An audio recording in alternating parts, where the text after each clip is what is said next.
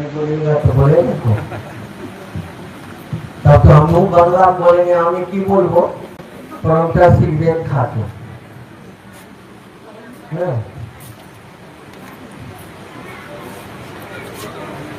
तो हम क्या बोलेंगे।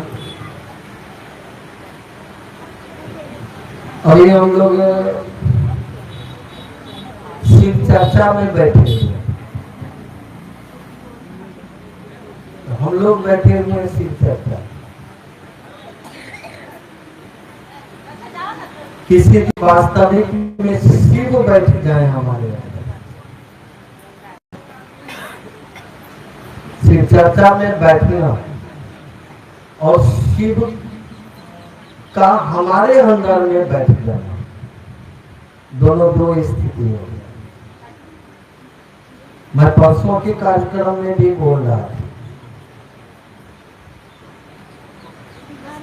कि अभी हम लोग बोल रहे हैं कि हे शिव आप मेरे गुरु हैं। कुछ ऐसा हम लोग करें कि शिव बोले कि तू मेरा शिष्य है। नहीं, अभी तो हम लोग बोल रहे हैं कि शिव मेरे गुरु है। तो कुछ ऐसा करें हम लोग, शिव बोले कि तू मेरा चेला चाहिए।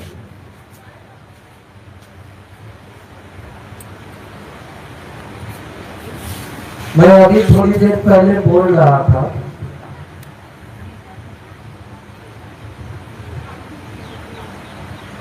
कि हम लोग सही में जिस शिव को गुरु मानने की बातें साहब ने हमको आपको कही, और काफी दिनों से हम लोगों ने महादेव को गुरु माना, शिव को गुरु माना, लेकिन सही में समझ नहीं पा रहे हैं कि वो शिव क्या चीज है। थोड़ी देर पहले नीतू बैठी हुई, इसने कहा कि थोड़ा समझाइए, तो बहुत देर में सोचने में लगा दिया कि भाई इसको किस तरह से समझाएं कि ये समझे कि शिव क्या चीज है। अभी जब मैं उठने लगा तो कामेश्वर जी ने कहा कि जहां आप बैठते हैं ना तो घिना देते हैं। मैं थोड़ा पान पुड़िया खाता रहता हूं, उसको चबा के फेंकता रहता हूं। मेरे जवाब को समझ नहीं पाए। मैंने कहा कि कभी थर्मल पावर के पास गए, जहां बिजली बनती है, जहां से बिजली आपके घरों में आती है, जिससे आप पंखा चला रहे हो, लाउड स्पीकर में भी उसी की ऊर्जा काम कर रही है जो ध्वनि को विस्तार कर रहा है। आज बिजली से सारी सुविधा ले रहे हैं ना हम लोग। कपड़ा धोने वाले मशीन में लगा दिया तो कपड़ा धुला रहा है, खाना बना रहे हैं, रेलगाड़ी चल रही है, मतलब पंखा है, एसी है, चंद तरह का मशीन का व्यवहार कर रहे हैं। लेकिन ऊर्जा को हटा दीजिएगा तो चलेगा? उस बिजली के करंट को हटा दीजिए उससे तो नहीं चलेगा। सारा खेला तो बिजली का है। लेकिन कभी कभी उस मशीन को भी घमंड हो जाता है। ठीक उसी तरह से हमारी आपकी भी जिंदगी है। तो मैंने कहा उनको, कामेश्वर जी को, कि कभी थर्मल पावर जहां से बिजली बन के चलती है ना, तो वहां जाइएगा तो देखिएगा कहीं भाप निकल रहा है, तो कहीं पानी है, तो कहीं कोयला है, कहीं धुआं हो रहा है। आदमी भी सब मिलेगा ना, सब विचित्र दिखाई पड़ेगा। इसलिए कि हमेशा गैस बनता रहता है, टरबाइन चलता है, कोयला जलता है, भाप चलता रहता है। तो वह बुझाएगा कि बिल्कुल गंदा गंदा सा है।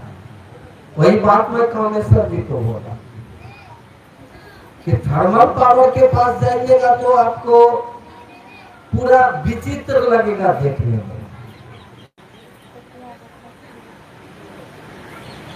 अगर थर्मल पावर अपनी ऊर्जा को समेट ले तो आपके घर में बल्ब जलेगा, पंखा चलेगा? नहीं चलेगा।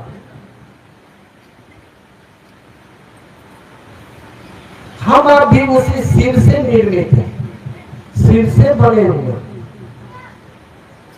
उसकी ऊर्जा जब तक इस शरीर में काम कर रही है तब तक हम आप चल फिर रहे हैं, दिख रहे हैं इस दुनिया में। जिस दिन वो ऊर्जा इस शरीर को छोड़ देगा उस दिन क्या होगा? लोग क्या बोलेंगे? गरीब मर गया, राम नाम सत्य है।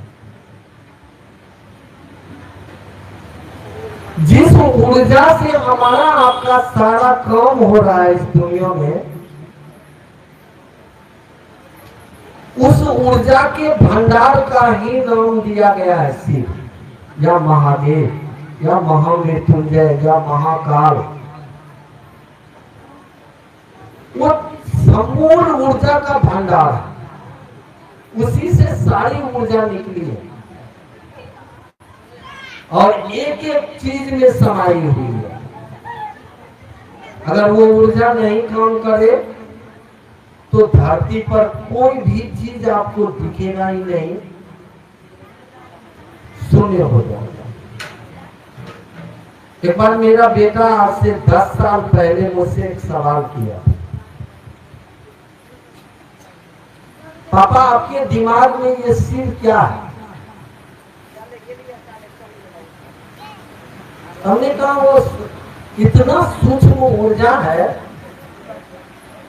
जिसको पकड़ना बड़ा मुश्किल है, विज्ञान का बाप भी नहीं पकड़ पाएगा।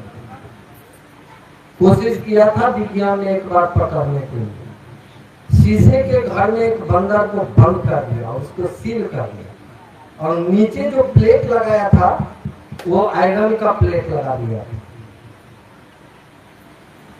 और सोचा कि बंदर को मारेंगे, जब उसका निकलेगा उसको देखेंगे कि वो है कैसा, अगर पकड़ाएगा तो उसको पकड़ने की कोशिश करेंगे। जैसे उस आयरन प्लेट में करंट को दिया, बंदर मर गया। करंट लगा, छटपटाया, मर गया। नहीं पता लगा कि क्या हुआ, और जैसे ही वो मरा तो पूरा शीशा को सील किया हुआ था और क्रैक हो गया, शीशा टूटा, निकल गया, पता नहीं लगा। वह शिव इतना सूक्ष्म है कि साफ बोले कि हमारी आपकी ज्ञानेंद्रियां तो पकड़ ही नहीं सकती है। जबकि एक बात याद रखिएगा, ये सारी आदमी की ज्ञानेंद्रिय हो या अन्य जीव की ज्ञानेंद्रिय, ये सारी ज्ञानेंद्रियों उसी शिव की शक्ति से चलती रहती है। आदमी के पास 5 ज्ञानेंद्रिय है ना भाई, कान है, नाक है, जीभ है, त्वचा है, आंख है, ये 5 ज्ञानेंद्रिय है ना। जैसे भूख लगी तो आप खाना दिए, जीभ का काम है स्वाद लेना, अगर स्वाद अच्छा नहीं मिला नहीं खाए। कान को अच्छा लगता है कि बढ़िया हम सुने, अगर उसको बढ़िया नहीं सुनाइएगा शिव चर्चा में, कहेगा की बोलते बटर बटर करे छे, चले उठ के चलेगा। आंख को बढ़िया चीज देखने के लिए चाहिए। ये हमारी आपकी ज्ञानेंद्रियां उसी शक्ति के सहारे चलती है, लेकिन ज्ञानेंद्रिय की औकात नहीं है कि उस शक्ति को पकड़ ले, नहीं है, नहीं पकड़ पाएगा। वो हमारे आपके मन से भी सूक्ष्म है, हमारे आपके मन की भी स्थिति नहीं है कि हमारा आपका मन भी उस चीज को पकड़ लेगा। तो चलिए हमारा आपका मन पकड़े नहीं पकड़े। एक वृक्ष कितना भी बड़ा हो जाएगा, आसमान को छू सकता है? नहीं छू। लेकिन आसमान की तो औकात है कि उस वृक्ष को अपने घेरे में रख लेगा। तो हमारे आपकी औकात नहीं है कि हम शिव को पकड़ लें। लेकिन शिव तो कण कण में है। वो शिव तो चाहेगा तो हमको जिस समय चाहेगा, बाप रे बाप, वो कितना पावरफुल चीज है कि उसकी इच्छा ही शक्ति है। और इच्छा किया कि सृष्टि बनाना चाहिए, और 1 सेकंड के करोड़ में भाग में सृष्टि बन गई। ये धरती बन गया, ये जितना भी चीज आपको दिख रहा है इस दुनिया में, वो सेकंड के करोड़ में भाग में ही बन गया। सोचिए कि वो शिव क्या होगा। तो हमारी आपकी औकात नहीं है कि हम शिव को पकड़ लें। लेकिन शिव तो इस जगत में है, शिव की ऊर्जा तो कण कण में है, वो तो हमको पकड़ सकता है। आज साहब ने हमको आपको क्या दिया?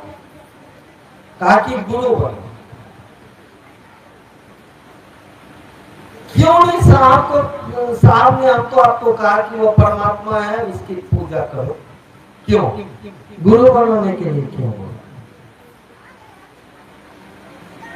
इसलिए कि आज के इंसान के पास पूजा का मतलब नहीं होता है। प्रेम की स्थिति जो परमात्मा ने दी है एक आदमी में, वो सब मर गया है, मुर्दा के समान है, सिमट के रह गया है। मेरा घर, मेरी पत्नी, मेरा बेटा, मेरी बेटी, मेरा गाड़ी, मेरा बंगला, मेरा मोटर, बस इतना ही में सिमट गया। इससे काम चलेगा? सोचिए तो आज संसार की स्थिति क्या है, आदमी की स्थिति क्या है। तो हम लोग सिमट गए। लेकिन जिस दिन एक आदमी के अंदर का प्रेम अगर जग जाए,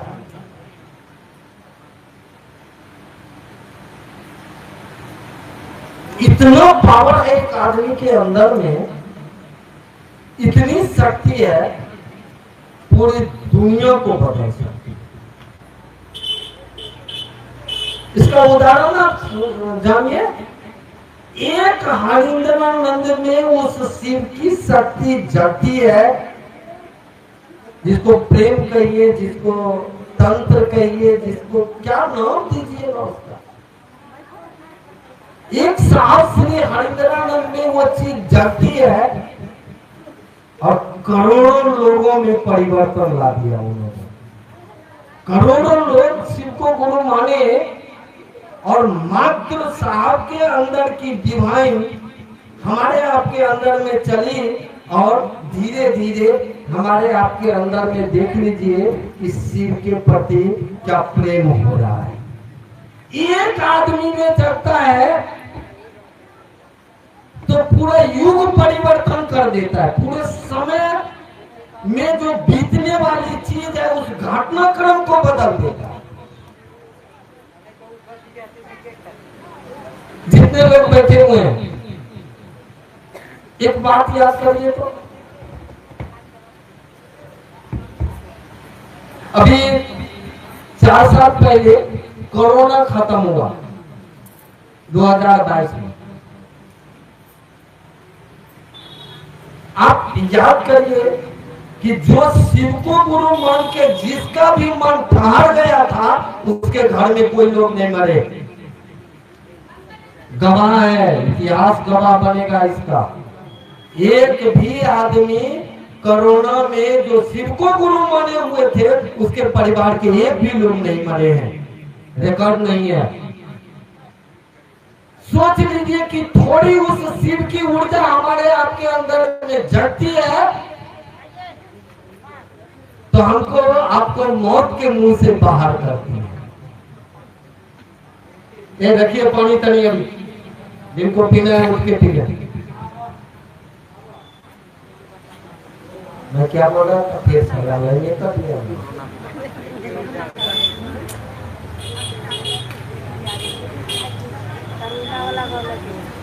आप सोचिए, इतना एक भी आदमी आप बताइए जो शिव शिष्य परिवार के लोग हों, जो शिव को वास्तविक में गुरु मान के उनका मन खाली इस विचार पर टिका है, अभी शिव शिष्य बना नहीं है, उस विचार पर टिका है कि शिव मेरे गुरु हैं, और उस साहब दीदी के द्वारा आई हुई ऊर्जा हमको आपको बिलटने नहीं दिया, हमको आपको जगत में रोने नहीं दिया। जिस दिन उसकी पूरी ऊर्जा अगर एक इंसान में जग जाए, एक शिव का आदमी सराय रंजन प्रखंड में अगर ढंग से खड़ा हो जाए, गरीब जैसे कुत्ता बिलाई को बुलाने की जरूरत नहीं है, उस पूरे प्रखंड के लोगों को वो शिव में धकेल देगा। नहीं समझ पा रहे हैं आप, जिस जो ताकत हमको आपको साहब ने दिया है उसका एहसास नहीं हो रहा है। बार बार साहब कहते थे आप मेरे पास आइए, मैं नहीं आऊंगा बार बार, लेकिन साहब का आदमी तो कोई आएगा ही आएगा, वो चाहेगा ही चाहेगा कि आप शिव से जुड़िए, इस जगत से जुड़ के क्या करिएगा।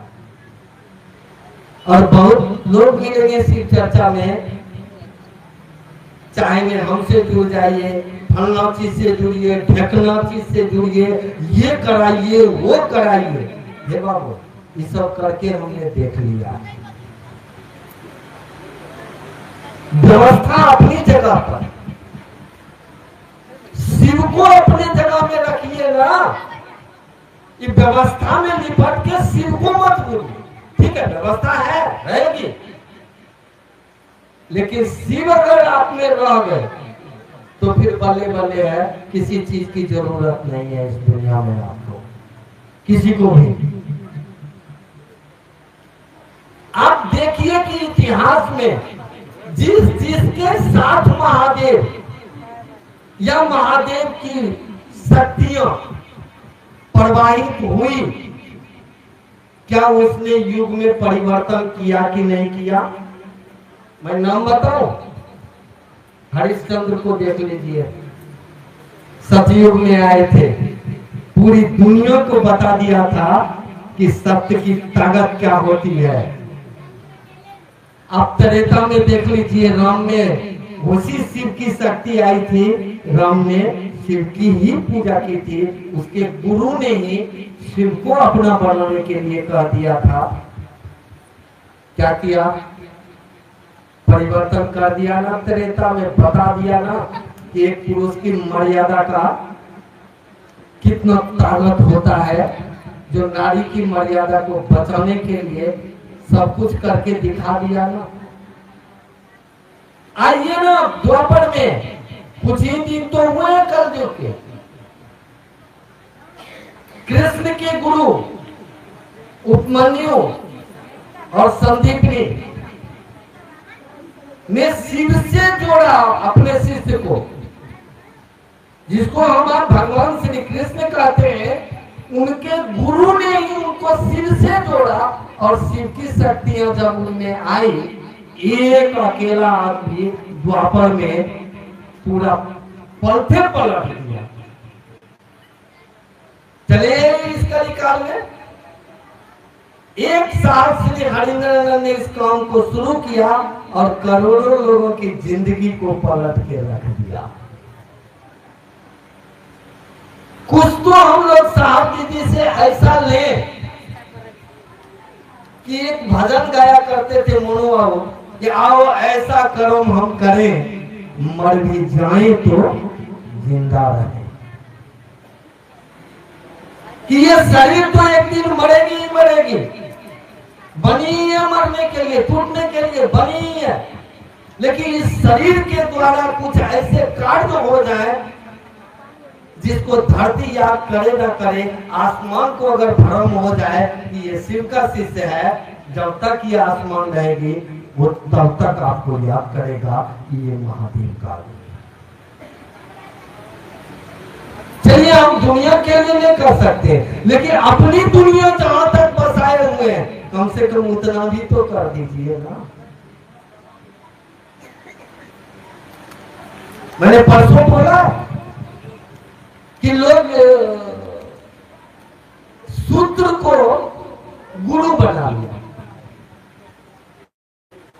ए भैया शिव को गुरु बनाना था, सूत्रे को गुरु बना लिया।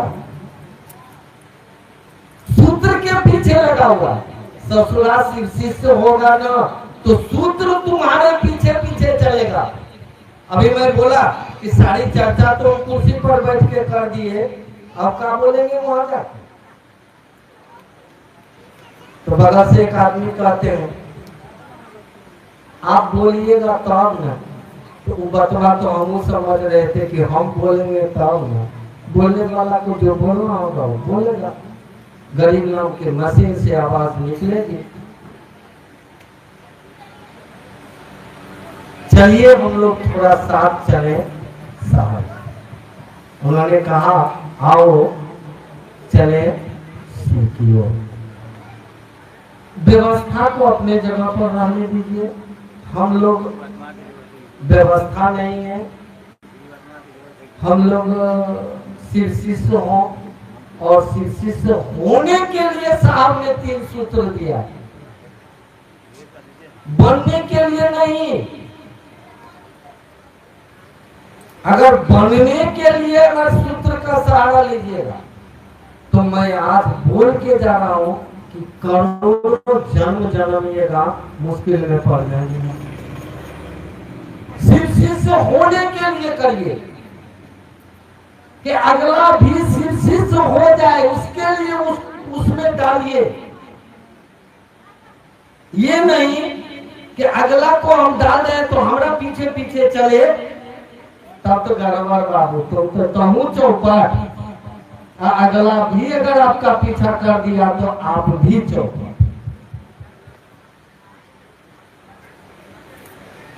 पीछा ही करना है तो साहब का जो जहाज खुला है ना, वो हम लोग मच्छर हैं। एक बड़का जहाज है जिस पर 1 लाख टन वजन दिया जा सकता है, फिर भी जहाज हिलेगा नहीं। अब उस पर अगर 10-20 करोड़ नहीं, 1 अरब नहीं, 10-20 अरब मच्छरवा बैठ जाएगा तो जहाज डूबने वाला है। बैठ तो जाइए साहब के उस जहाज, बैठ जाइए शिव। कि आपका मन इतना ही मात्र सोच ले कि जिस साहब दीदी ने इस जमाने को शिव लेके दिया है, शिव तो वही दे सकता है जो शिव है। अगर उसने दिया है तो उसका साथ कर लीजिए, बाद बाकी चीज की जरूरत नहीं है। सूत्र तो आपसे ऐसे ही होना शुरू हो जाएगा। सूत्र होने की चीज है, करने की नहीं है। होने और करने में प्रक्रिया एक ही है। जैसे साइकिल चलाना सीख रहे हैं तो चलाने की प्रक्रिया में है आप, और एक दिन चलाना सीख लिए तो जो सीखे थे वही प्रक्रिया में अपनी साइकिल चल रहा है। कान में मोबाइल लगेंगे, लल्लू जी बतिया भी रहे हैं मैडम से, क्या हाल है, साइकिल चल रहा है नहीं। लेकिन जिस समय सीख रहे थे उस समय कभी बाएं गिरते थे, कभी दाएं गिरते थे, कभी गोड़ फरवा लेते थे, कभी ओठ फरवा के आते थे। मम्मी से डांट भी सुन रहे हैं, कहाँ फरवाए लो, कहाँ गए लो, सीख गई है साइकिल। तो थोड़ा सा प्रक्रिया एक ही है। लेकिन जिस दिन अपने होना शुरू हो जाएगा ना, क्या मस्ती में जा रहे हैं यार, गाड़ी भी चला रहे हैं, गरीब गाना भी सुन रहे हैं, कभी कभी स्क्रीन पर कोई चीज को भी देख रहे हैं, कोई फर्क नहीं पड़ रहा है, गाड़ी चल रही है, दुकान की तरफ जा रही है।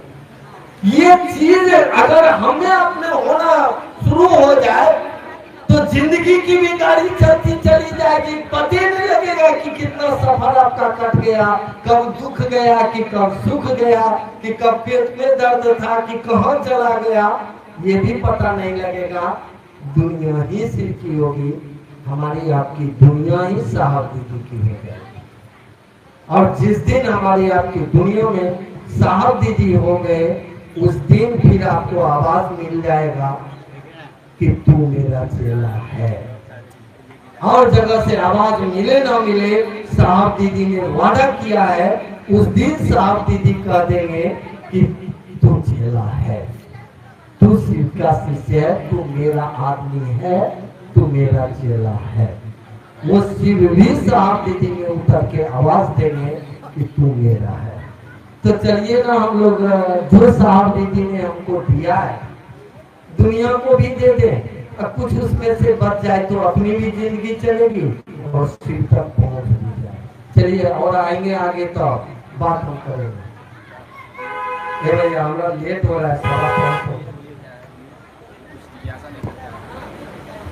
जिज्ञासा यही है कि गुरु जो है आत्मा का जरूरत है कि गुरु मन की जरूरत है। क्या मतलब? क्या बोले? गुरु आत्मा का जरूरत है, गुरु की मन की जरूरत है। गुरु मन के लिए जरूरी है कि आत्मा के लिए जरूरी है? अभी तो थोड़ी देर पहले कुर्सी पर चर्चा किए, अगर इस शरीर से आत्मा निकल गया तो इसका मन कौन करेगा? अरे आत्मा और मन जुड़ा हुआ। जैसे कभी सिनेमा हॉल में सिनेमा देखे, सिनेमा हॉल में कभी सिनेमा देखे तो पर्दा का कोई कमाल नहीं है।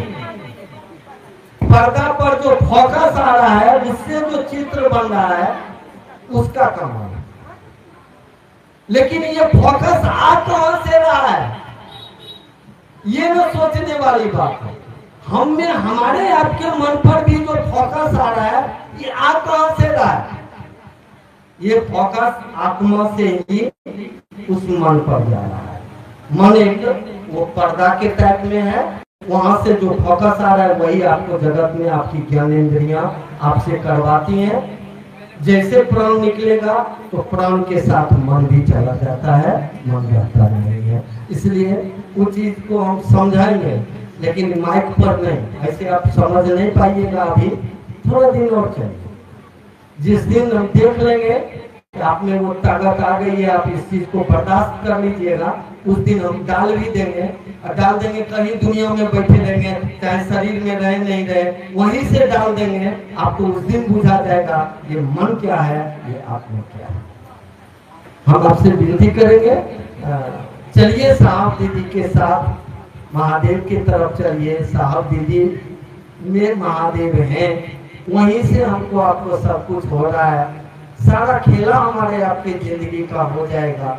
और जिस दिन आपको ये समझ में आ जाएगा कि आप शिष्य हैं, आपके गुरु शिव सामने हैं, उस दिन इस दुनिया को भी बुझा जाएगा कि प्रेम क्या होता है, क्या होती है। ये शिष्यता ऐसी पूजा है, ऐसी पूजा है, बहुत कम लोग इस पूजा को धरती पर आके किए हैं। झंडा उठा के तो जरूर बोले हैं मैं शिव का शिष्य हूँ, आए थे धरती पर बंगाल में, कहे जरूर अमी नटराजेर चेला, लेकिन झंडा दिखाते चले गए, किसी को उस झंडा के नीचे लाया नहीं।